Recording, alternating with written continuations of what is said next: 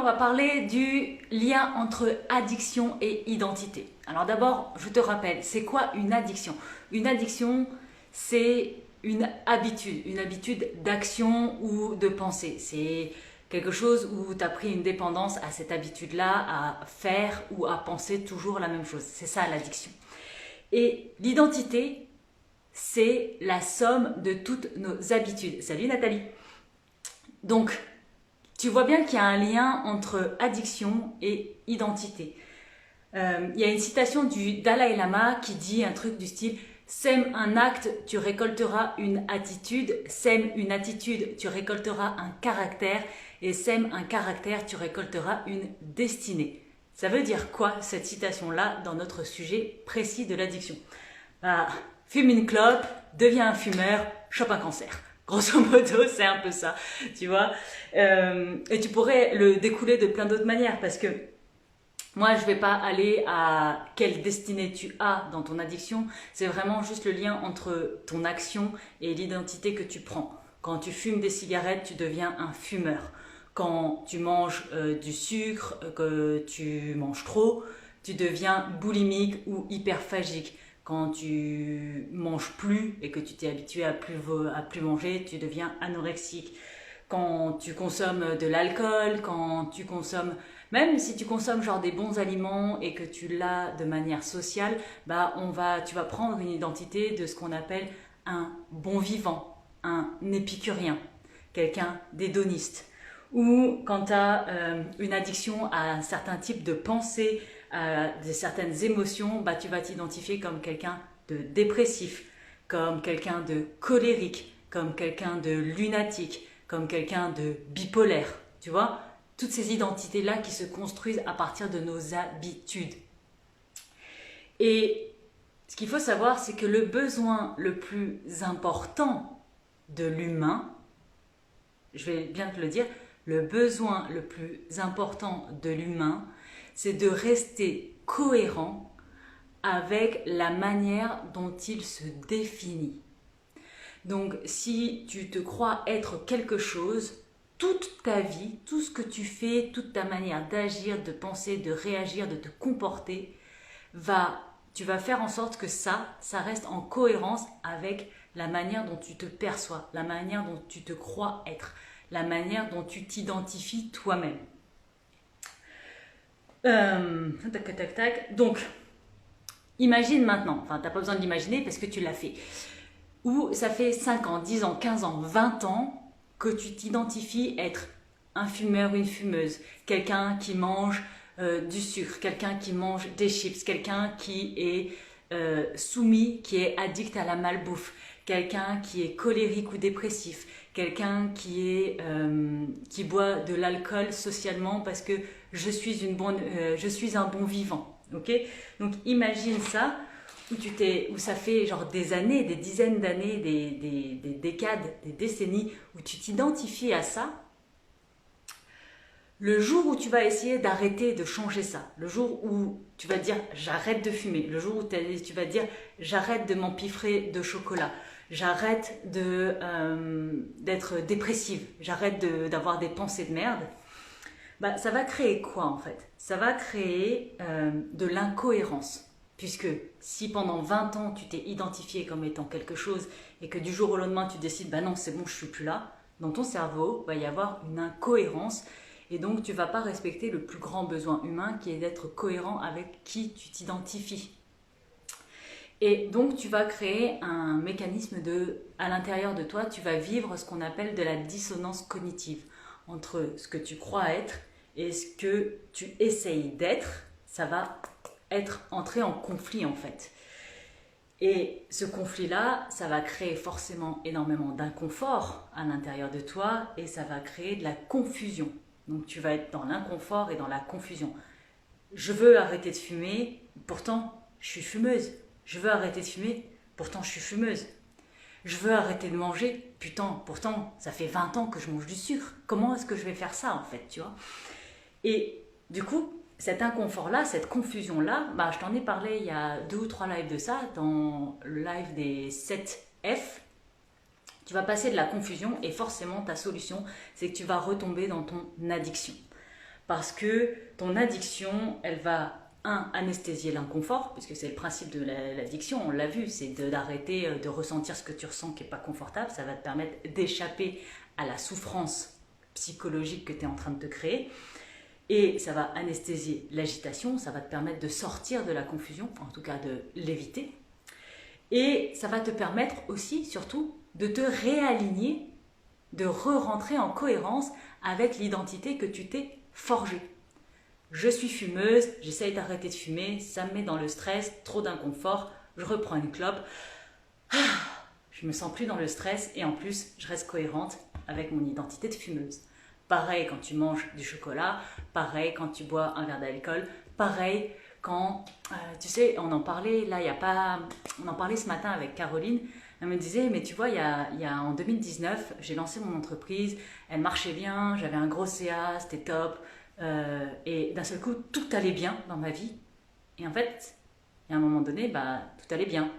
Et c'était pas normal, parce que dans l'identité qu'elle s'était construite, au cours de sa vie, elle était quelqu'un qui qui recevait des problèmes et qui les résolvait. Donc, qui avait tout le temps des challenges.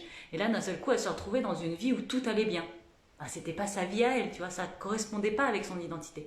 Et du coup, qu'est-ce que tu fais quand tu fais ça? Tu niques ta vie pour recréer des problèmes, pour être la personne qui résout des problèmes. Elle s'était identifiée à quelqu'un qui résout des problèmes, donc du coup, elle a recréé des problèmes dans son entreprise pour pouvoir être en cohérence avec son identité de la personne qui résout des problèmes.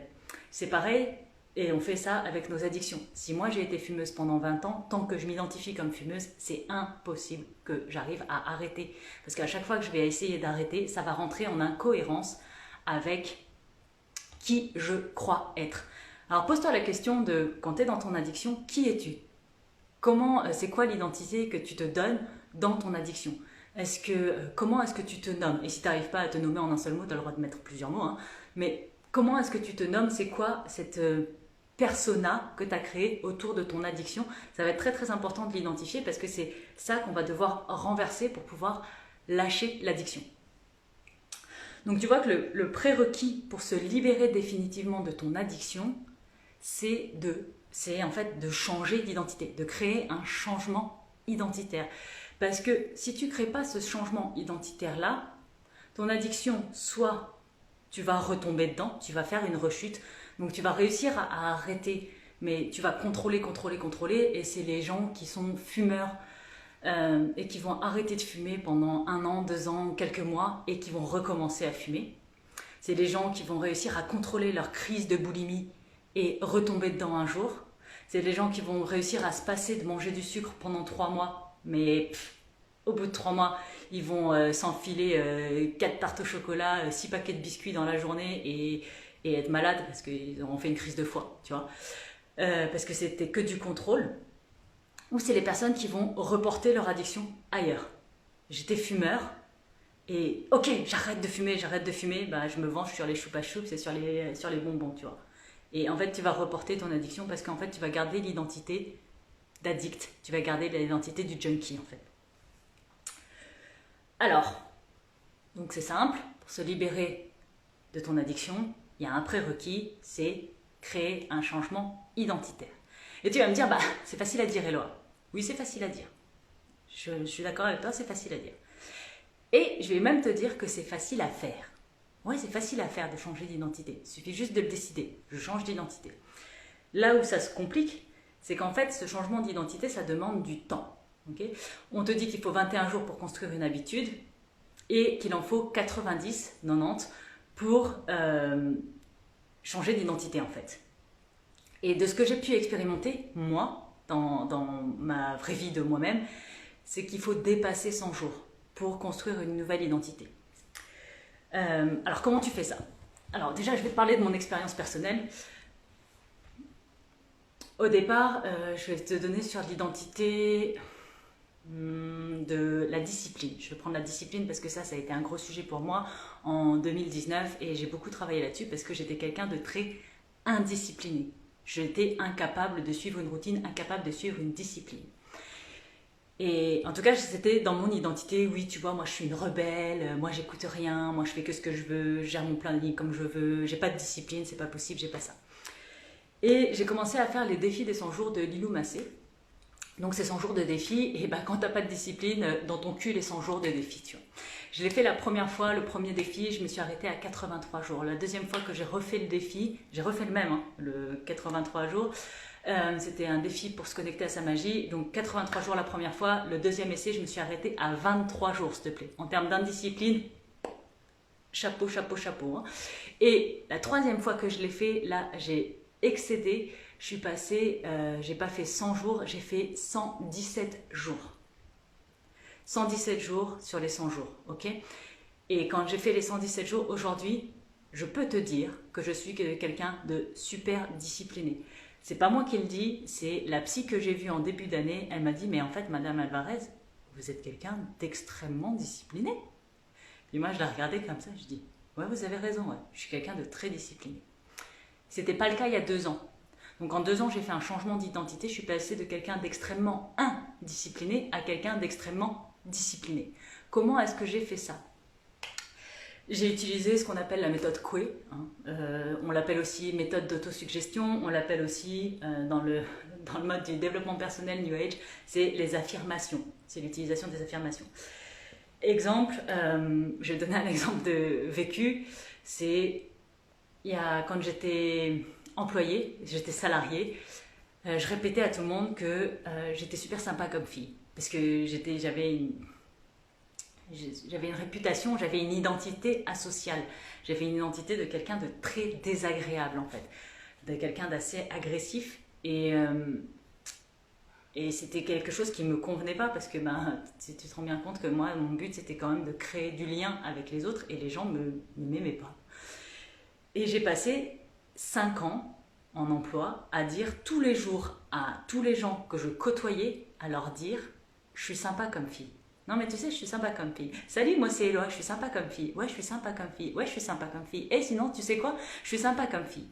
Et ce qui est trop drôle, c'est qu'au bout de 5 ans, juste un peu avant que j'arrête mon emploi dans ma boîte, j'ai un de mes collègues qui vient me voir et qui me dit « tu sais quoi, Eloi?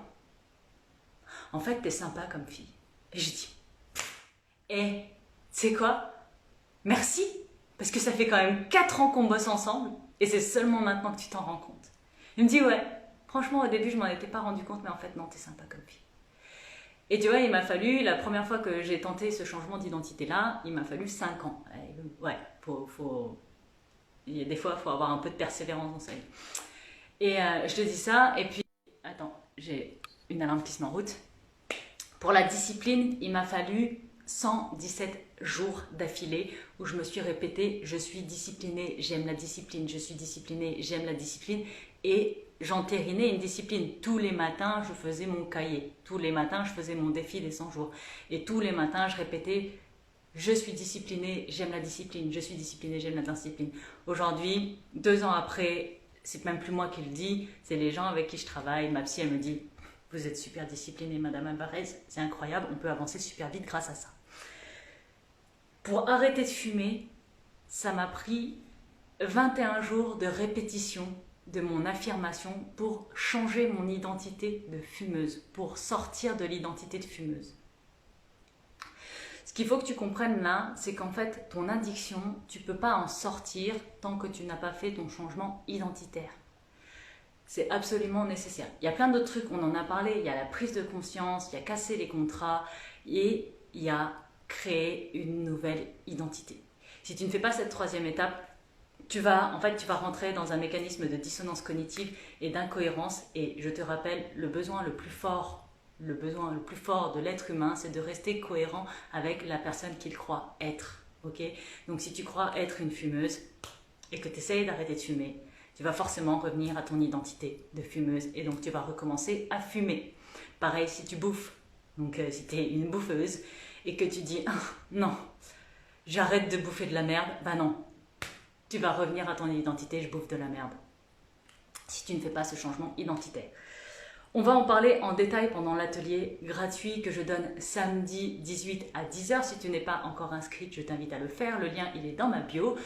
En attendant, aujourd'hui, ce que j'ai vraiment besoin que tu retiennes, c'est que si tu veux te libérer définitivement de ton addiction, il y a un moment donné dans ton parcours, c'est la 3e étape du parcours, il va falloir faire un changement identitaire. Et ce changement identitaire-là, il prend un peu de temps.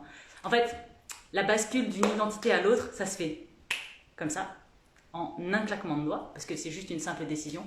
Je suis fumeuse, je suis non fumeuse. Tu vois, la bascule, elle est simple.